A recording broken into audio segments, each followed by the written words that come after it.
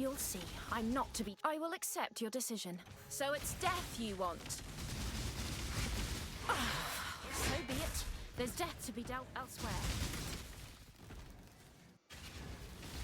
I'll cut you to shreds. Time to up the stakes! Temporal tears.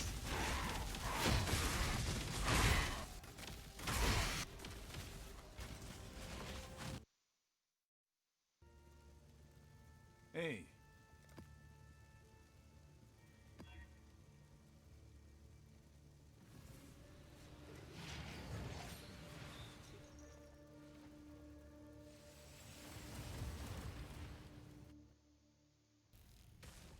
The long-awaited event is finally here.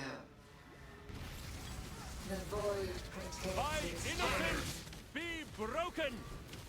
I'm better. Handle this, Shadow! Rise and fight! Out! Strike! Handle this! Struggle on! I shall free you. Crush you. Intruder. The void protects its children. No mercy. Tight tethers. Oh, what? I got bored already. Go now.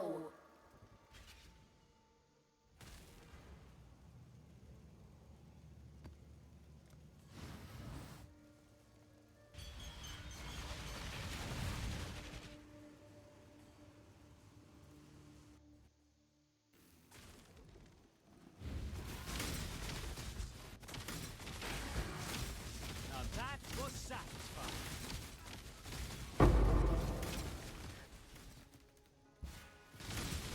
Just need a moment. Just to what catch I my needed. More raid class. Hurry up and decide. Come here, little piggy.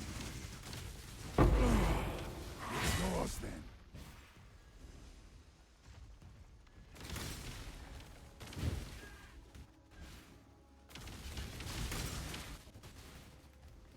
Desecrate our sanctum.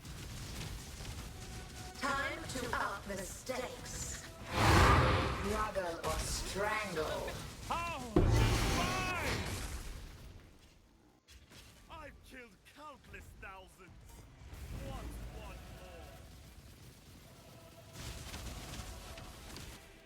more? Mortal flesh is so fallible. Stop getting out. Hey Exiles, how's it going? Today I'd like to talk about my latest build. This one is a cast on crit EK Trickster.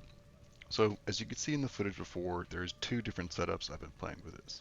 One, EK, which is better for just general mapping, and then BFBB, which just is insane for boss killing. So as a Trickster, you have several different like checkpoints that you need to reach to make a cast on crit build work. You need base crit, and you need CDR. So we achieve our CDR primarily through these boots, this Bound by Destiny, this also gives us crit, and then Awakened Cast on Critical Strike support.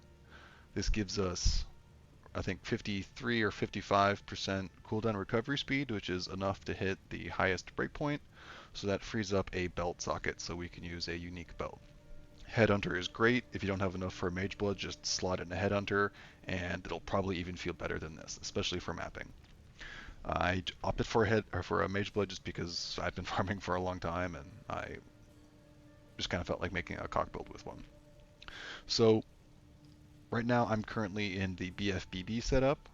We are using Vast Power, Magnifier, Mediums, along with just one simple basic Sprain Pressure Points. This gives us good AoE overlaps for Blade Blast, and it also helps clear with the Explode from our foil. So we are doing the pretty standard Lancing Steel of Spraying for your attack trigger. It just hits so fast, it's hard to beat. And then crit damage and energy leech, and then you just swap these two for whichever skill you want to play. I'm opting just for the pure Phys spells because I have 100% conversion here and here. But something like Purifying Flame of Revelations is an interesting option as well. For the EK setup, you would want to switch all of your mediums for Repeater and what's the other one? Repeater and or Streamlined and Aerodynamics. So you want to go for Pierce and Prod Speed on your mediums. I'll go over the PoB in a little bit more detail in a minute. But there's a few core items around this build. Bound by Destiny means I need 2 Shaper items and 4 Elder items. This makes us kind of have to lean heavily into rares, but that's okay because crafting is fun. Boots are maybe like the first biggest thing to craft. You need to get Tailwind and CDR. You can of course do this with elevated bases. I think down the line I might make an elevated base for Tailwind, but these feel pretty great for now. But you just slam them together, pray. There's an open suffix, so you can do suffixes can't or prefix, so suffixes can't be changed, and reforge, in my case, life. And then you do want to have an open prefix to craft either chill immune or movement speed, whichever one you want to lean into. Next, we use Call of the Void. This is an efficient way to get both influences in one slot, and the chill damage reduction is actually pretty nice for a build like this that doesn't have too many inherent layers. This is just a generic Elder ring, but one nice thing about Elder is that crit multiplier is a native roll, so you do not need to use essences to get this. So it does make it easier to get other mods plus crit multi. So in this case, I was just reforging life, and I managed to hit it. In the future, I will craft this better to get T1. Next, for a shield, these are very easy to craft. You just buy a good base that has an open prefix, and then slam Elder. You have like a 1 in 4 chance to hit AoE, so, Prage. This is just no special mod Blizzard Crown, just Essence rolled it for resistance, and then I think reforged life or prefix or hit it with the veil. I did hit it with a veil and I missed, then I crafted life, I hit life on the veil, so it is what it is. Then we are of course still using everybody's favorite Admiral paired with the Doriani Mercenary, so that all of our elemental damage is applied by the -166 lightning. Kind of boring, but it's a lot of damage and hard to argue with. Finally, for your weapon slot, I'm using a Explode foil. You don't have to use this. I mean, I was using something like this for a long time. This is probably going to be slightly bit more damage, but overall I feel like our damage is good enough. So having a little bit of extra, pop while clearing feels good. Finally, the star of the show, Whispers of Infinity. This is what lets us sustain our insane mana costs. So normally one of the biggest humps that cock builds have to get over is how to sustain your costs. One way is to bring your mana cost down to 0 with the rings and clarity mod or inspiration, that sort of thing. Or other people go EB. You can also use a life-based spell. But what's great about this is it lets us turn our energy shield into our spending resource while also preserving it as a buffer on our life.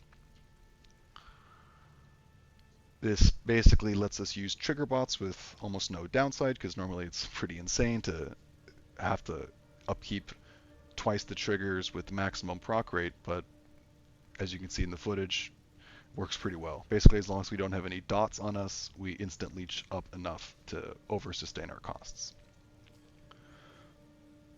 Let's see here. So let's hop over into PoB. So for Lancing Steel, let's check our configs. Enemy is not blinded. Ignited, max chill, 4 brittle, mid shock, leeching ES.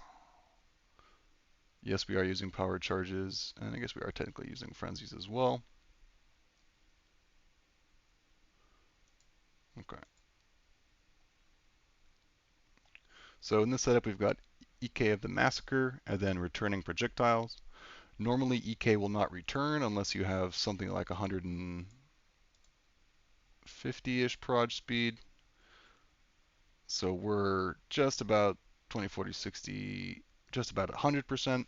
But I do tend to play indoor closed-in maps, so when the EK knives hit the wall, they will then bounce back, even if you don't have enough proj speed for them to return in the open.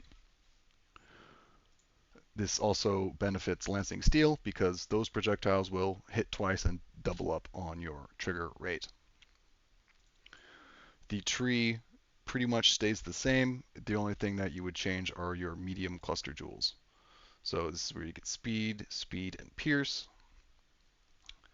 If you don't want to go for these clusters, you could always just take these instead, and then you could go, you could use these points really however, but this is an efficient way to get both pierce and projectile speed. Projectile speed is fairly scarce, if you can't use a wand or anything like that. So proj speed will make your EK feel a lot better.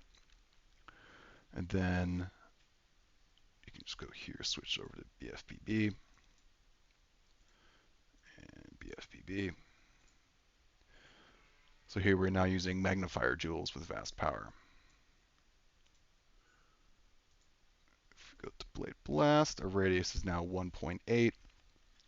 So that does help a lot with overlaps and all of the extra damage from explode. Yeah, explode radius, pretty solid range there. So not super tanky, 77 max res across the board, decent Phys max hit, but that's assuming we're standing still and the monster is chilled. Lucky suppression, a little bit of block, not too much evade. So this character is really just designed for kind of boss rushing, Conqueror maps and all that. They're pretty predictable, damage is dodgeable, and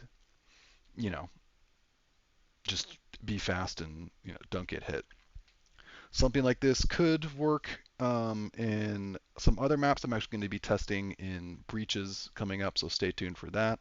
But I just wanted to put out just a first exposure video for this build, because I do love cast on crit, and I think I might be taking a week or two off to play Torchlight, because starting on Friday, so I want to kind of get this build out there and rolling before I hop over. But in the meantime, thanks for watching, everybody. I appreciate all the likes, comments, and subscribes. The channel's been growing, doing nicely. That feels great, keeps me motivated, and keeps me making videos. So thanks so much. Smash that thumbs up, and I'll see everybody next time.